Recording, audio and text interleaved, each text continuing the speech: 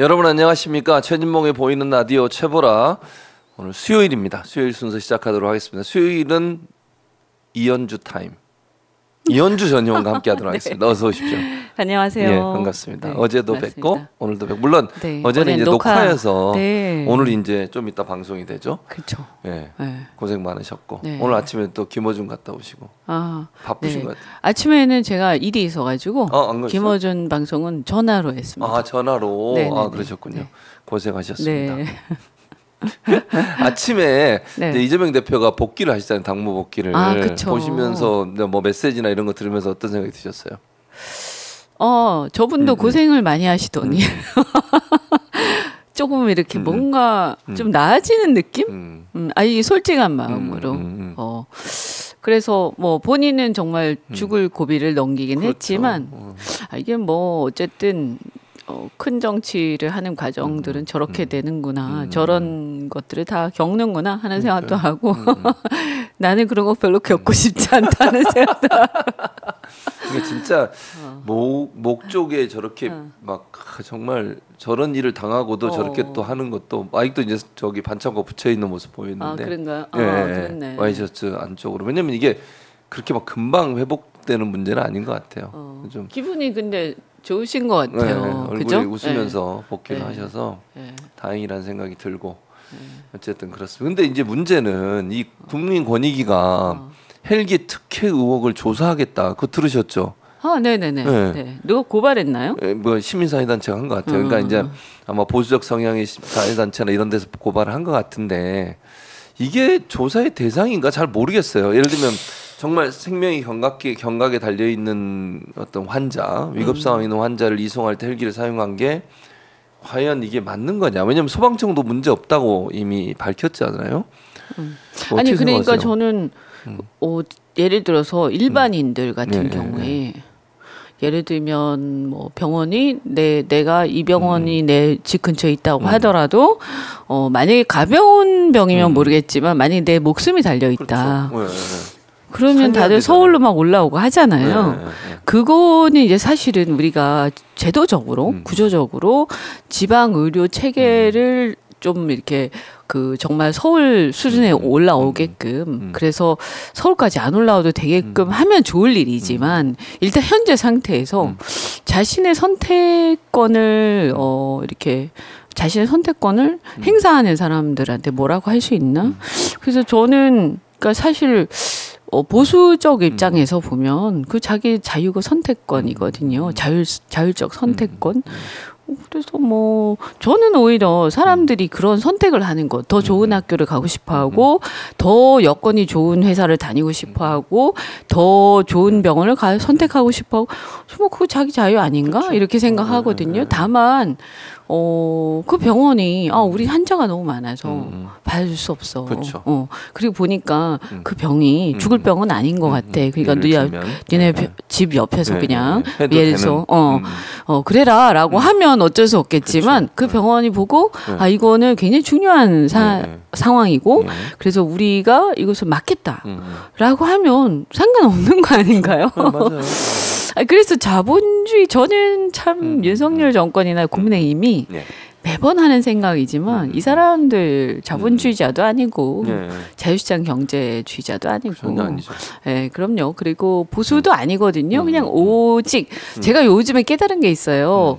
식민 지배를 받은 나라들의 공통점이에요. 그러니까 우리가 스스로 혁명을 해서 시민혁명을 해서 이 어떤 자유민주주의로 간 나라가 아니잖아요. 사실은 이식된 거 아닙니까? 특히 냉정기에 미 군정의 지배를 임시로 받을 때 그때 이제 미 군정에 의해서 이 지배 자유민주주의가 이식된 나라죠.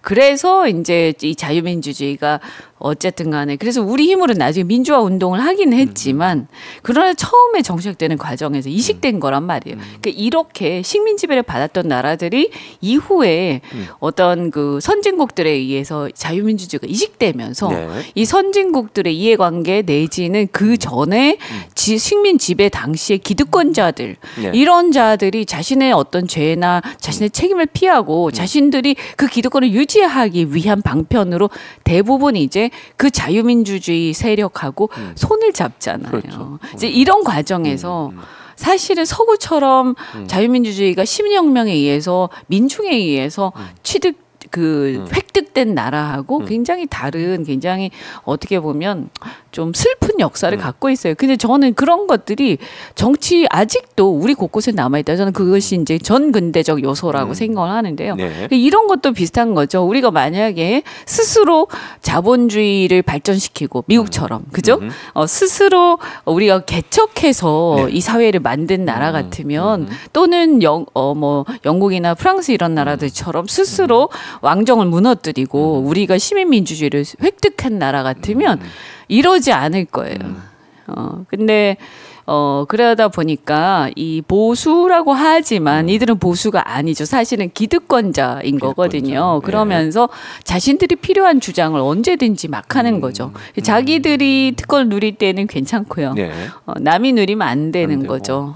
안 되고 그리고 그것을 편의상 마구 얘기하기 때문에 그래서 어떻게 보면 자신들이 얘기할 때는 선택권, 자율권 막 얘기하다가 또 상대가 그 선택권을 행사한다 이러면 그것은 특권이다, 특혜다 이렇게 얘기를 하고 그래서 그 기준이 일관되지 않아요. 근데 이 문제는 저는 우리 시민사회 수준하고도 관계가 돼 있다고 보고요. 그 다음에 또 지식인 사회 문제하고도 연결이 돼 있는 거죠. 그래서 보편적인 논의 자체가 안 되고 있죠. 굉장히 나쁜 방향으로 자유민주주의가 발전하고 있다. 심각한 문제라고 생각합니다. 참 그래서 그런 문제들을 그러니까 이게 일관되게 예를 들면 말씀하신 것처럼 뭐 민주주의나 자본주의나 시장 경제나 이런 원칙에 의해서 정책이 이루어지고 해야 되는데 그게 아니라 정치적 이해관계 때문에 누구 정적을 제거하거나 공격하기 위한 수단으로 활용되다 보면 일관성이 떨어지는 거잖아요. 그렇죠. 그래서 제가 윤석열 대통령이야말로 극우 포퓰리스트라고 얘기를 하거든요. 저는 한동훈도 비슷하다고 생각하고요. 극우라는 말도 좀 안 맞고 그냥 포퓰리스트. 그래서 그냥 국민들 그 대중들의 어떤 얕은 어떤 구미에 이것이 어필할 것 같으면 막 했다가 그다음에 그 주장을 했던 그 논리의 밑바닥에 있는 철학 자체도 또 그것이 또 다른 용도일 때는 막 그것을 또 부정하고 예를 들면 선택권 얘기하고 자유시장 경제 막 얘기하다가 상대가 그것을 갖다가 뭔가 누리는 것 같으면 또 갑자기 포퓰리즘 내지는 굉장히 파시즘적인 행태를 막 보이는 거죠. 저런 게 전체주의고 독재고 저런 게 자유 그러니까 그렇게 좋아하는 소위 보수나 태극기가 입버릇처럼 얘기하는 자유권. 자유권의 내용인 거죠.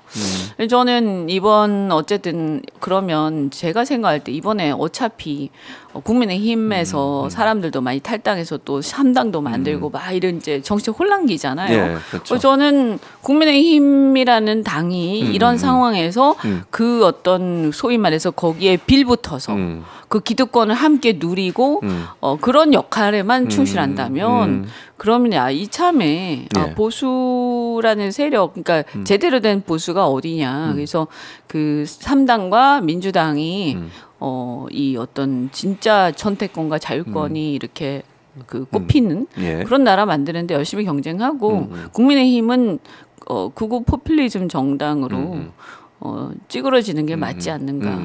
그렇게 생각하신다. 그게 맞는 것 같아요. 국민의힘에서 한동훈 위원장이 어제 이제 그 공천 관련해서 여러 가지 얘기들을 소위 이제 혁신이라고 얘기하면서 눈에 띄는 것 중에 하나가 뭐냐면 동일 지역 3선 의원들에 대해서 불이익을 주겠다. 15% 감산을 하겠다고 그랬거든요. 그러니까 보실 때 이렇게 동일 지역에 삼선한 사람들에 대해서 페널티를 주는 것이 우리가 일반적으로 생각하면 검찰 출신이나 용산 출신들 이런 사람들이 지금 많이 출마하러 나왔잖아요. 그리고 지금 현재 국민의힘에서 3선 이상한 사람은 대부분 영남 지역이에요. 다른 서울에서 뭐 삼선한 사람이 그리 많지 않다고 저는 기억을 하는데 그럼 그 사람들을 찍어내기 위한 하나의 수순 아니냐 이런 비판이 있는데 어떻게 보세요? 그렇죠. 그리고 뭐 동일 지역 3선뿐만이 아니라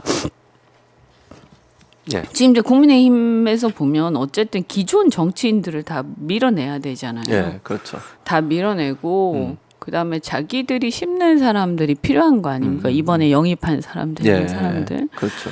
뭐 그들의 선택이긴 한데 그런 과정에서 기존 정치인들을 밀어내는 명분이 필요하잖아요. 맞아요. 그 명분으로 그런 어떤 쇄신을 내세우고 있는 거죠. 그리고 저는 그 계획은 이제 오래전에 세워졌던 것 같다. 예. 그럼 이번에 그냥 중진급들은 다 날아간다 이렇게 봐야 되겠네요.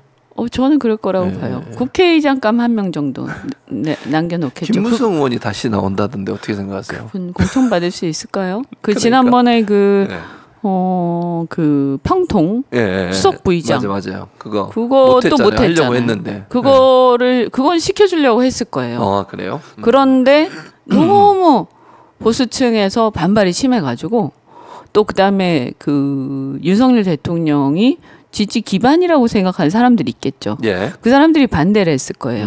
예. 그래서 못한 거죠. 결국 못한 그러니까 거다. 사실 하고 싶지 않았던 거죠. 하고 싶지 않았던 건데 그 캠프에서 그 이마 빌딩인가요? 종로에 거기 광화문에 거기에 그 캠프를 운영하는데 김무성 대표가 뭐 역할을 많이 했다.